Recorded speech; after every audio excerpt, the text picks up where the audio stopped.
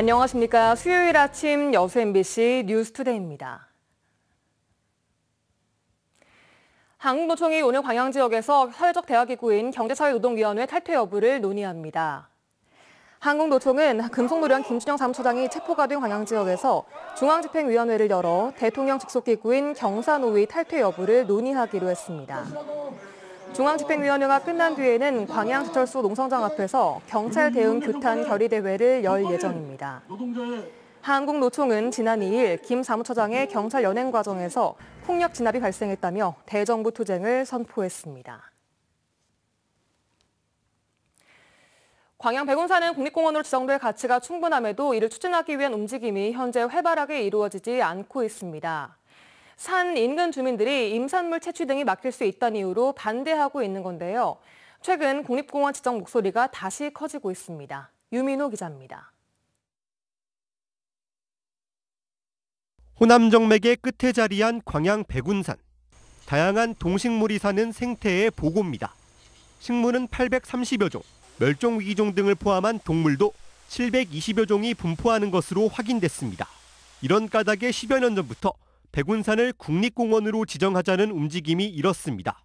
특히 서울대학교의 남부학술림 무상양도 문제까지 겹치며 지난 2015년 시민 8만 3천 명이 국립공원 지정을 촉구하는 서명까지 했지만 산 인근 주민의 거센 반대에 결국 무산됐습니다.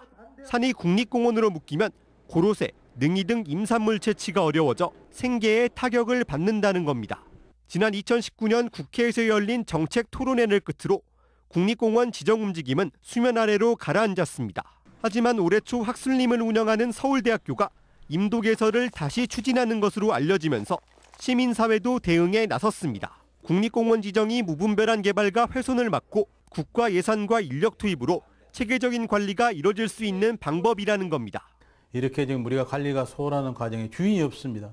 그러다 보니까 백운산에 도로를 임도를 낸다거나 이런 것들이 큰 문제로 작용하고 있고 개발되는 이런 산림은 국립공원 지정에 크게 방해 요인이 될 수도 있다고 저는 생각합니다.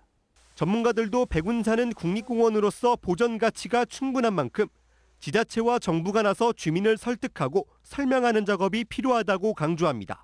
지금까지 하던 임산물 채취는 기존에 해왔던 지역이기 때문에 그것은 충분히 가능하고요. 지금 지리산이라든지 내성산 지역에서도 임산물 채취를 하고 있습니다. 그래서 협약을 통해서 백운산 국립공원 지정을 촉구하는 시민사회단체들은 민선 8기 광양시가 해당 사안의 명확한 견해를 밝힐 것을 요구하는 입장문을 조만간 발표할 계획입니다. MBC 뉴스 유민호입니다. 타 지역에서 발생한 폐기물을 여수로 불법 반입하는 실태를 어제 보도해드렸습니다. 폐기물 운반 업체들이 가진 편법을 동원해서 여수로 폐기물을 반입하려는 이유는 무엇일까요? 그리고 여수시는 정말 이를 모르고 있었을까요? 폐기물 기획보도 김단비 기자입니다.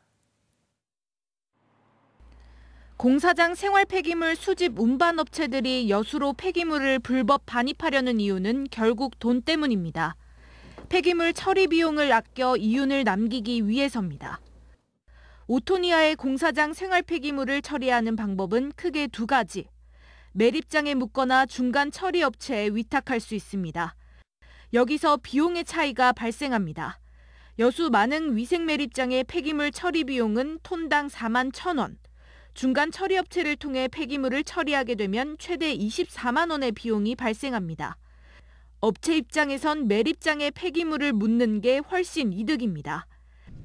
하지만 순천과 광양은 매립장이 없거나 반입이 중단돼 폐기물을 버릴 수 없다 보니 매립장이 운영되고 있는 여수의 전남 동부권 폐기물이 몰리고 있는 겁니다. 몰래 이렇게 갖다 버리는 업체들이 몇 군 있었어요. 이런 폐기물 불법 반입 상황을 여수시도 알고 있었지만 책임을 떠넘기거나 단속에 한계가 있다는 이유로 묵인해왔습니다. 그런 이야기가 있다. 그런 건 이제 밖에서도 제가 이야기를 들었는데, 근데 우리가 어떻게 그거를 뭐 처벌할 수, 이게 조사하거나 처벌할 수 있는 그런 것이 아니기 때문에. 어차피 여수로 넘어오는 건들이 다 처리 비용이 좀 저렴하다 보니까. 그러는 사이 만흥 매립장은 포화 상태에 다다르고 있습니다. 만흥 매립장은 오는 2029년 9월이면 가득 찰 것으로 예상됩니다. 당초 예측보다 매립장 수명이 8년 이상 단축된 겁니다. 최근 5년간 많은 매립장에 들어온 공사장, 사업장 생활 폐기물은 14만여 톤. 여수시는 관광객 증가로 폐기물 발생량이 늘었다고 설명했지만 매립장이 포화에 이른 이유는 다른 데에도 있었습니다. MBC 뉴스 김단미입니다. 지난해 전남의 한 중학교 관사에서 동료 교사를 불법 촬영하려 한 혐의로 벌금 700만 원 선고를 받은 30대 남성 교사가 파면됐습니다. 전남도교육청은 성 관련 범죄로 100만 원 이상의 금고형을 받은 교직원은 파면과 동일한 당연 면직하도록 한 규정에 따라 해당 교사를 당연 면직 조치했다고 밝히고 해당 교사는 퇴직 이후에도 공무원 혜택을 받을 수 없다고 설명했습니다. 전남도교육청은 일본 원전 오염수 방류 계획에 따른 학교급식 안정성 확보를 위해 학교급식에 납품되는 수산물에 대한 방사능 검사를 강화했습니다. 전남도교육청은 학교급식에 일본산 수산물 사용을 전면 금지하고 연 4회 실시하던 수산물 방사능 검사를 10회로 확대 실시하기로 했습니다. 또 유관기관과 협조 체계를 구축해 방사능 검사 관련 정보를 공유하고 부적합 판정 식재료에 대한 신속 안내와 긴급 회수, 납품 중단 등 추가 피해를 예방할 수 있도록 대응을 강화할 계획입니다. 올 들어 전남 산업 현장에서 각종 사고가 잇따르자 적색 경보까지 발령이 됐습니다. 기본적인 안전조치가 안 지켜지다 보니 적색 경보의 발령이 무색할 정도로 사망 사고가 연이어 발생하고 있는데요. 서희령 기자가 보도합니다. 목포의 한 호텔 공사장. 지난달 중순 사망 사고가 발생했습니다. 70대 노동자는 9층 높이의 옥상에서 방수 작업을 마치고 이동하던 중 바닥으로 추락했습니다. 해당 사업장은 중대재해처벌법 적용 대상으로 수사가 진행되고 있습니다. 내부 작업은 지금 이제 준공마치 내부 작업만 하고 있고 일단은 옥상 작업은 지금 다 스톱하고 있어요. 지난달 말 무안 2층 상가 건물 철거 현장에선 50대 작업자가 무너진 콘크리트 외벽에 깔려 숨졌고 이달 초에는 목포의 한 아파트 공사 현장에서 노동자가 3m 높이에서 추락해 부상을 입었습니다. 작업 현장에서 안전조치가 제대로 안 됐기 때문에 사고가 발생한 것으로 추정됩니다. 위험에 방지를 해야 되는데 다 이렇게 각자가 한 일대일 멘트해가지고 해야 되잖아요. 그럴 수는 없잖아요. 최근 영암의 한 컨테이너 야적장에서 후진하는 지게차에 치여 노동자가 숨지는 등 올 들어 전남에서만 14건의 사망사고가 발생했습니다. 위험 포인트가 비교적 명확해가지고 비교적 예방이 쉬운데도 불구하고 직관이나 경험에 의존해서 작업하기 때문에 이러한 사고가 많이 나오고 있습니다. 목포 고용노동지청은 산업안전보건공단과 함께 산업 현장 순찰 점검을 강화하고 위반 사항 적발 시 사업장 규모에 관계없이 행정, 사법 조치를 강화하기로 했습니다. MBC 뉴스 서희령입니다. 신세계와 현대, 롯데 등의 유통 대기업들이 광주에 복합 쇼핑몰을 입점시키기 위해 저마다 속도를 내고 있습니다. 광주의 유통지도가 4년 뒤면 크게 달라질 것으로 보이는데요.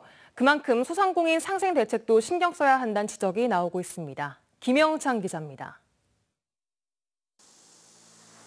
광주 신세계가 현재 광천동 부지를 중심으로 백화점 확장을 추진 중인 가운데 광주시가 본격적인 행정 절차에 들어갔습니다. 신세계의 요구사항인 광주시 소유도로 77m를 백화점 부지에 편입하는 대신 신세계가 우회도로 90m를 내놓는 안을 놓고 주민 의견을 듣는 지구 단위 계획 변경 절차가 진행 중입니다. 광주에서 교통량이 가장 많은 곳인 만큼 교통 혼잡 대책이 가장 큰 쟁점으로 될 것으로 보입니다. 여러 가지 의견들이 나올 것으로 예상이 되는데 그 의견들을 적극적으로 검토를 통해 가지고 원활히 진행될 수 있도록 성실히 임하도록 하겠습니다. 또 하나의 복합 쇼핑몰 단지 후보로 거론되는 어등산 관광단지 개발 사업도 속도를 내고 있습니다. 다른 사업자에게도 참여 기회를 주는 방식의 제3자 공모 절차를 진행하기 위한 광주시의 용역이 마무리 단계입니다. 광주시는 어등산 조성 사업과 관련해 제3자 공모 지침이 마련되면 오는 8월 공모를 시작할 예정입니다. 백화점 확장뿐만 아니라 어등산에도 관심을 보이고 있는 신세계 그룹에 더해 롯데 쇼핑몰이 공모에 참여할지가 관심입니다. 신세계와 현대가 잇따라 들어설 경우 5년 내 호남권 유통시장에서 밀릴 수 있다는 위기감이 롯데그룹 내부에서 나오고 있어 경쟁에 뛰어들 가능성이 있습니다. 유통 대기업들 중 가장 먼저 광주 복합 쇼핑몰에 뛰어든 더 현대는 오는 2027년 완공을 목표로 속도를 내고 있는 형편.